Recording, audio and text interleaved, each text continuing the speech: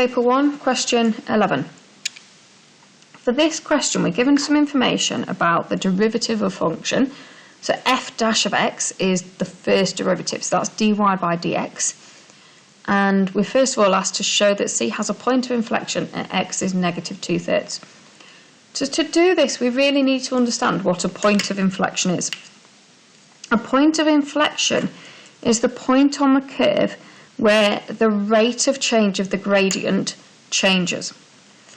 So here we have the gradient is decreasing and then the gradient is increasing. But the rate of change of the gradient is positive because it's decreasing less and then is increasing. At this part, the rate of change is negative because it is decreasing more and then it's still decreasing here. So it's getting more negative. The point of inflection is this point in the middle where that rate of change changes. So the first step is to find the second derivative, because the second derivative, f dash dash of x, or dy by dx, so d squared y by dx squared, so the second derivative, that tells us about the rate of change. So we can differentiate this function again, and we get negative 4 take away 6x. Now, at the point of inflection, the rate of change is equal to 0, because it's changing from being a positive rate of change to a negative rate of change, or vice versa. So I can set my second derivative equal to 0, because I know at a point of inflection that change is 0. It's changing from positive to negative, and so negative 4 is equal to 6x, and x is negative 4 over 6, or negative 2/3. But I haven't really proven that that's a point of inflection. I've just shown that the rate of change is 0 at that point. So I need to go a little bit further now. And what I can do is I can find the rate of change either side of this point. So if that's negative 0.6 recurring, I'm going to substitute into here my second derivative, negative 0.6 and negative 0.7. And I'm going to find out what's happening to the rate of change at those points. So substituting in negative 0.6 and substituting in negative 0.7 into that function,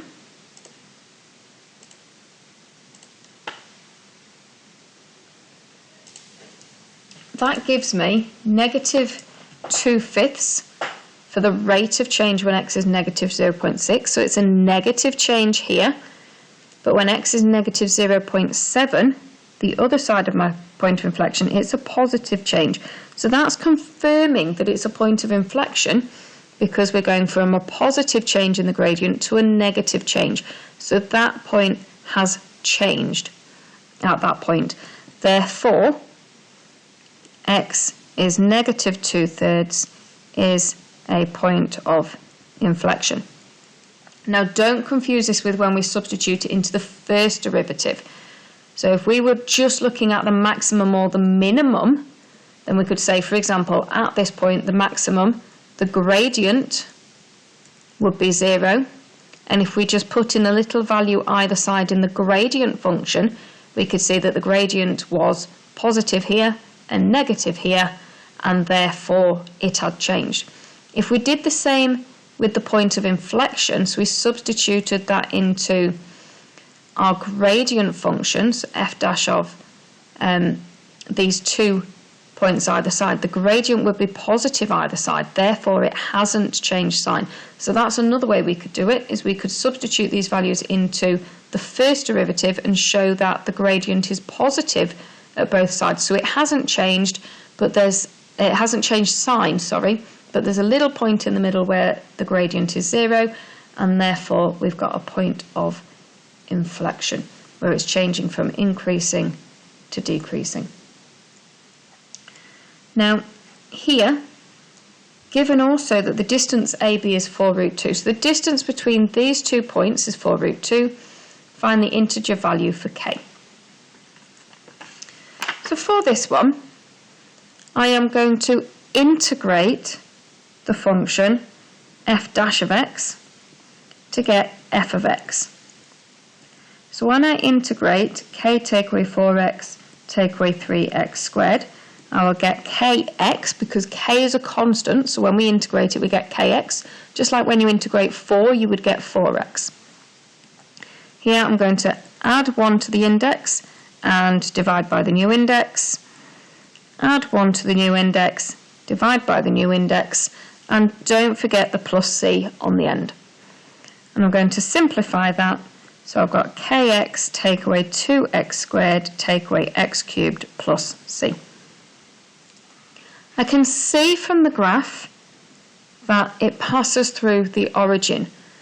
So if it passes through 0, 0, I know that c is equal to 0 because the constant tells me where it passes through the y-axis. Therefore, f of x is kx take away 2x squared take away x cubed. Now if this came up on an exam, do not assume that you know that c is 0, therefore you can just ignore it here.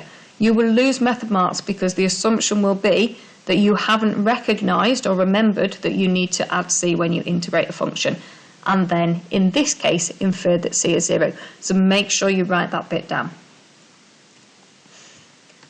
Now, for this function, we need it to be equal to y equal to 0, so we can find the x coordinates. So I can set this equal to 0. So kx take away 2x squared take away x cubed is equal to 0. And I like my functions to be positive, so I'm just going to take everything over to the other side. So add my x cubed, add my x squared, and take away the kx. Next step, I can factorise by x, that's my common factor. And again, that common factor of x gives me that root there of 0. The solution to this quadratic will give me the 2 roots a and b. So I'm just going to focus on that now. When that's equal to 0, that's when I'll get the roots a and b. And because k is an unknown, I'm now going to complete the square with it as far as I can. So I'm going to get x add 1 squared, take away 1 squared, take away k is equal to 0. And I'm going to rearrange this to make x the subject. So I get k add 1 is equal to x add 1 squared. Square root, don't forget the positive and negative roots. And then take away the 1.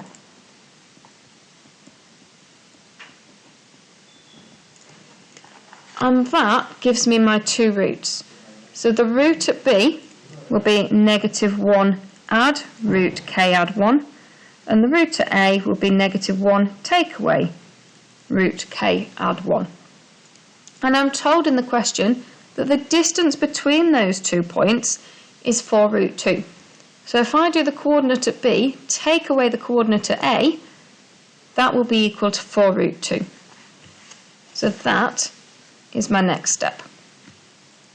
So the distance AB is the coordinate at b,